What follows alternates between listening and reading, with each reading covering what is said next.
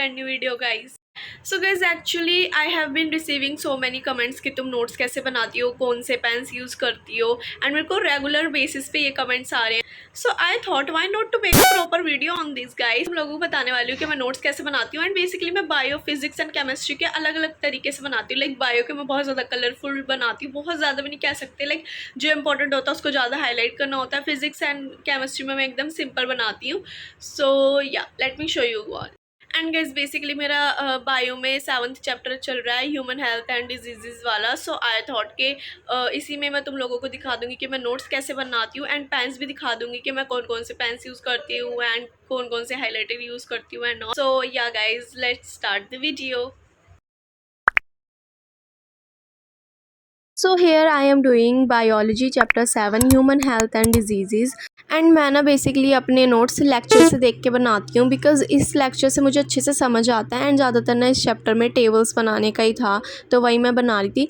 And ज़्यादातर लोग कहते हैं कि अपने नोट्स खुद से बनाने चाहिए, किसी से देख के कॉपी नहीं करनी चाहिए। बट मेरा मानना ये है कि अगर तुम्हें लेक्चर में से समझ आ रहा है तो तुम्हें बनाने चाहिए उसमें से नोट्स, बिकॉज़ उसमें इतनी कंसाइज वे में नोट्स बना के देते हैं, इतनी ऑर्गेनाइज्ड वे में। एंड ऐसा तो मैं बिल्कुल नहीं बना पाऊँगी ऑब्वियसली, इतने अच्छे तरीके से मैं नहीं बना सकती, तो इस वजह से मैं लेक्चर से देखती हूँ।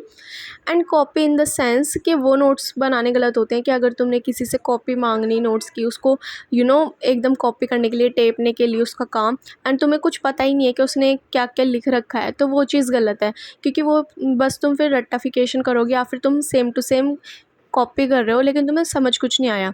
लेकिन अगर तुम समझ के कॉपी करते हो ऐसे लेक्चर्स में से, तो इट्स नॉट बैड, ठीक है, ये बुरा नहीं है, बट तुम कर सकते हो एंड अगर तुम्हें अच्छे से समझ आ रहा है तो। ऑल्सो अब मैं तुमको दिखाऊंगी कि मैं एनसीईआरटी रीड कैसे करती हूँ। बायो की एनसीईआरटी मेरी काफ़ी ज़्यादा कलरफुल से रहती है एज़ यू सी। एंड इसमें क्या रहता है ना कि इंपॉर्टेंट पॉइंट्स मैं हाईलाइट करती हूँ एंड जो भी मेरे को ज़्यादा इंपॉर्टेंट लगता है वो मैं साइड में लिख लेती हूँ। अब मैं एनसीईआरटी भी ना यूट्यूब वीडियो से देख के ही करती हूँ, एंड उसमें जो जो इंपॉर्टेंट बताते हैं वो मैं मार्क करती जाती हूँ या फिर लिख लेती हूँ। एंड स्टिकी नोट्स भी मैंने पेस्ट कर रखे हैं। इसका रीज़न ये है कि यहाँ पे ना स्पेस नहीं था, इस वजह से मेरे को स्टिकी नोट्स पेस्ट करने पड़े। एंड मैंने उस मतलब वीडियो में से ही देख के ये सब कुछ लिखा है। एंड मेरे को अच्छे से पता है कि मैंने क्या चीज़ क्यों लिखी है, अच्छे से मेरे को समझ में आ रहा है, तो ये चीज़ गलत नहीं है कि मैं किसी में से कॉपी करके अगर लिख भी रही हूँ तो। एंड बायो के लिए मैं ये सारे हाइलाइटर्स एंड ये सारे स्केच पेन्स यूज़ करती हूँ ज़्यादातर। कभी कभार इसकी क्वांटिटी बढ़ भी जाती है, बिकॉज अगर मेरे को डायग्राम्स बनाने होते हैं ज़्यादा कलरफुल तब। एंड फिज़िक्स के लिए मैं बस यही 4 pen and sticky notes use करती हूँ। केमिस्ट्री के लिए भी सेम, क्योंकि मेरे को ना, तुम देख ही सकते हो कि मैं फिज़िक्स के ना ज़्यादा कलरफुल नहीं बना रखे, एकदम सिंपल है, बस थोड़ा सा हाईलाइट करा हुआ है एंड बाकी ब्लू एंड ब्लैक पेन का यूज़ करा हुआ है एंड रेड पेन का।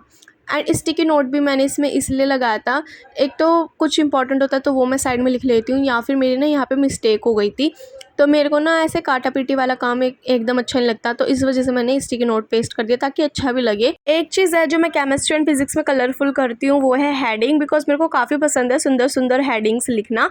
एंड ये जो पिंक स्केचेस का मैं यूज़ करती हूँ फॉर्मूले को ब्रैकेट में अलग से शो करने के लिए, ताकि पता ही चल जाए कि हाँ ये याद करना है, ये फॉर्मूला है।